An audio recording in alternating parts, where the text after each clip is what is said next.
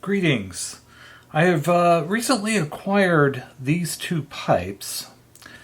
They were part of a larger lot, and I guess the first thing is I'm really curious about what they are. These bear a strong resemblance to Nording freehands. And on the reverse here, and I'll post some still photos, it says handcrafted, made in Denmark, and then there is an N. I'll give it a try just to see if it might come into focus there. And on this one, there's sort of a double N stamp, but it doesn't look like the typical Nording stamp, nor does it say Nording on it. And I can't find an example of a pipe that has this sort of a stem on it, which I think is metal. This pipe does look a lot like one I saw on a pipe restoration video. As a matter of fact, both the shape and the stem looked exactly like what he was calling a Nording freehand. But I don't necessarily know that this is a Nording freehand.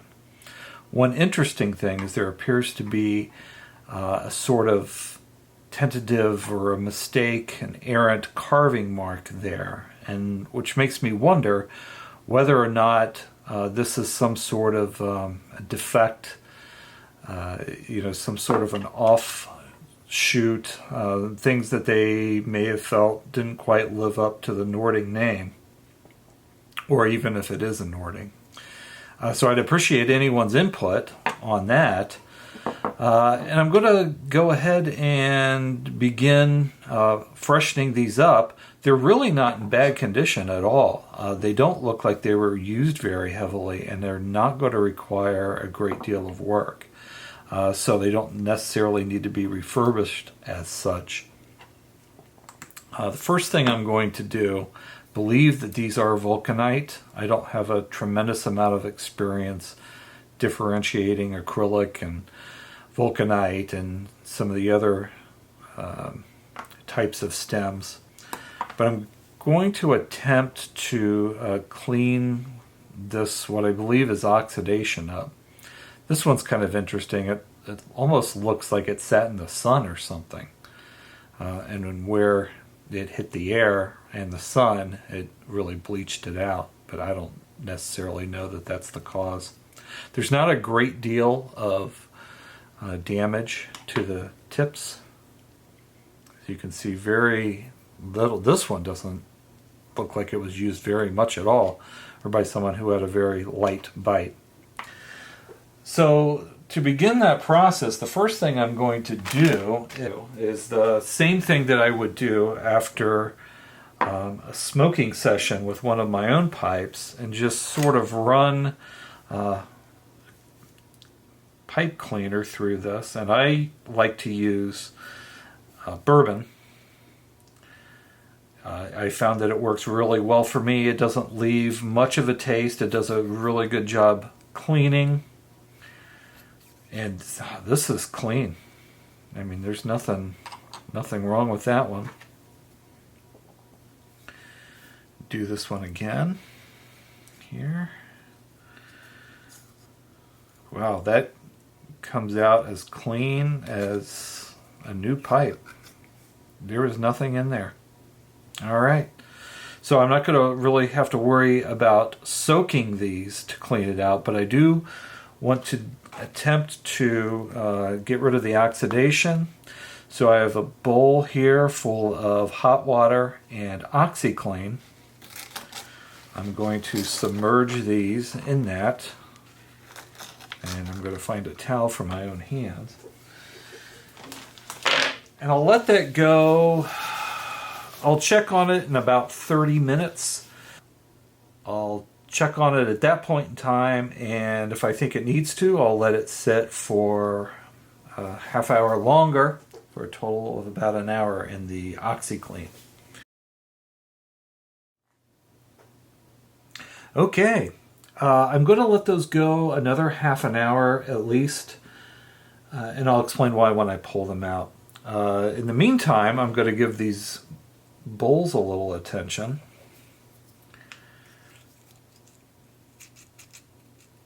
And again, I'm going to treat these just the same as I would a pipe that I've just smoked. And that is about as clean as a pipe is going to get.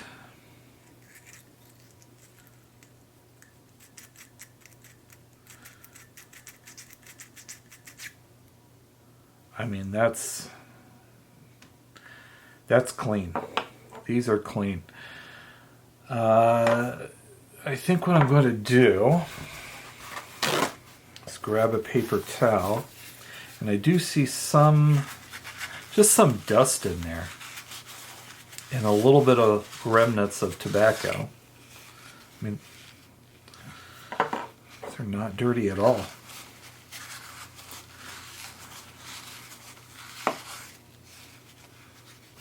That one did have some dust in it. I noticed that before. Just some leftover tobacco. A little more. I think what I'll do is bend that up. Just pull that out.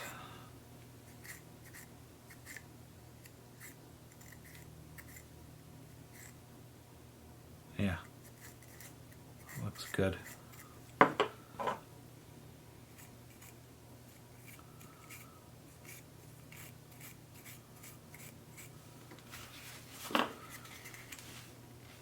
I mean, you don't get much cleaner than that. So these were used, someone either took really, really good care to clean them out, or these weren't used very much. And I kind of feel like it was the latter as opposed to the former.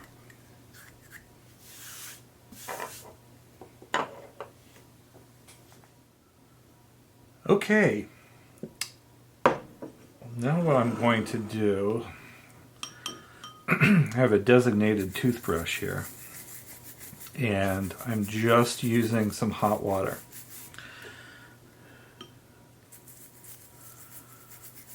Just to lightly go, since the rest of it is clean, the only thing I could possibly be concerned about is just dust. I'm going to take that, I'll do that to both.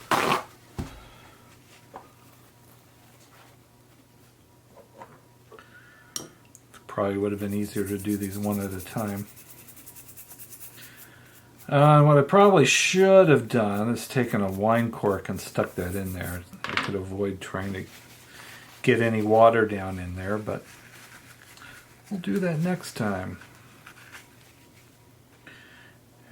Not that I'm particularly concerned about the water, but it'll just take it a little longer to dry.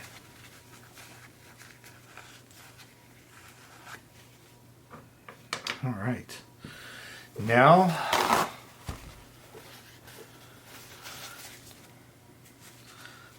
all I'm going to do is just wipe these down. And again, like I mentioned, all I'm really concerned about is the dust.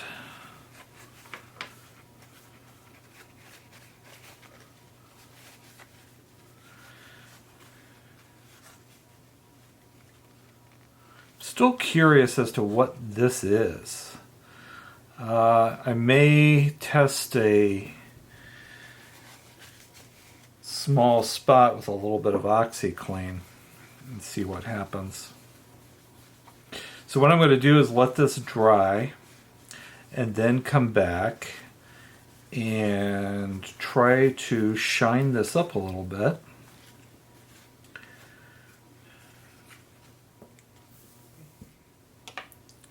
Here are the stems after an hour in the OxyClean. So it completely removed all of the brownish, greenish stuff that was on them and some of the little bits and pieces that had accumulated on them, some detritus. They're still a little dull and a little gritty. They have some texture to them, I'm assuming from the oxidation. So I am going to start with the microfiber mesh pads that everyone ends up getting from Amazon, I believe. So I will begin that process and let you know how it goes. All right, so I'm going to document this process in case I want to include it with the video. I do have some little dents in here that I noticed that I'm going to try to lift out with a flame that I've seen other people do on videos. I've been doing a slightly different process when I took this out of the OxiClean bath, I used the magic eraser sheet to really go over and scrub pretty hard to try to clean it, quote unquote, and then started back on the micro mesh pads. But I decided to stop and just see what will happen if I try a little bit of flame on this.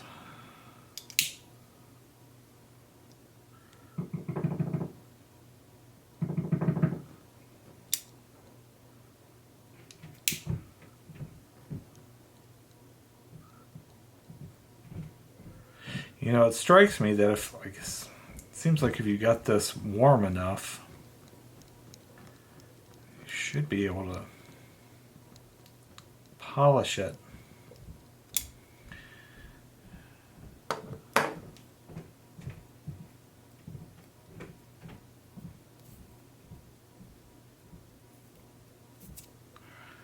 Yeah, I don't think that worked.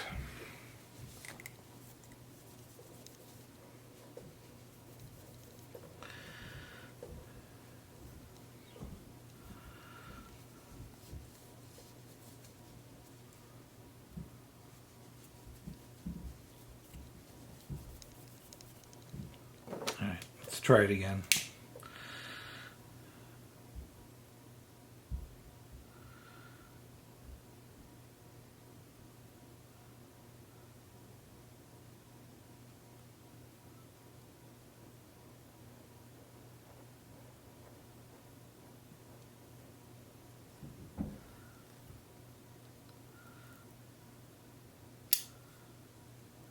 I think the goal of it is just to paint with flame.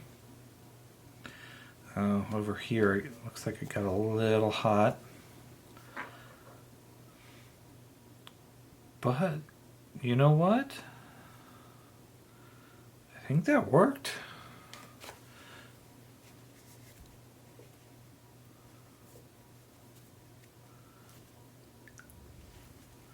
There were basically two pretty good sized dents on either side, and the flame took it out. Nice. Okay, let's go back to sanding then, and see if we can get a shine on that.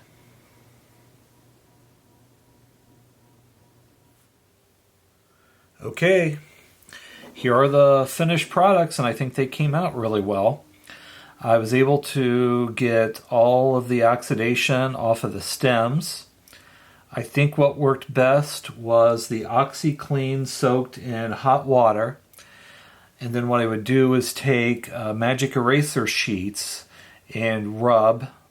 I got a lot off. It stunk to high heaven, but I still managed to do it. This end cap here turned out to be vulcanite as well, and it had so much oxidation on it, I thought it was like tarnished brass or something.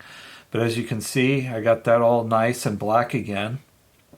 Rinsed it, and then after it dried, I applied some butcher block conditioner to it, which is primarily mineral oil. It's food grade, which I like.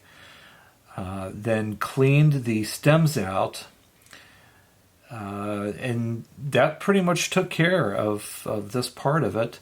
These the bowls I just wiped down with a damp cloth, took a toothbrush, ran it over here, and then wiped this down with mineral oil as well. We'll see how they smoke. I've seen some people warn of mineral oil weeping out of the bowl if the bowl gets warm. But other people said, no, that's not a problem. It's not an issue. And I did like the idea of using a food grade mineral oil, and it won't go rancid, as there's a potential for that with the olive oil. So we'll avoid that. So overall, I'm very pleased. Both of them came out really well, and we'll see now how they smoke. Again, if anyone has any ideas as to what these might be, and then to review, we have the end stamp, Handcrafted Made in Denmark, stamped here. They do look like freeform Nordings, but I'm kind of awaiting verification. Okay, well, thank you very much.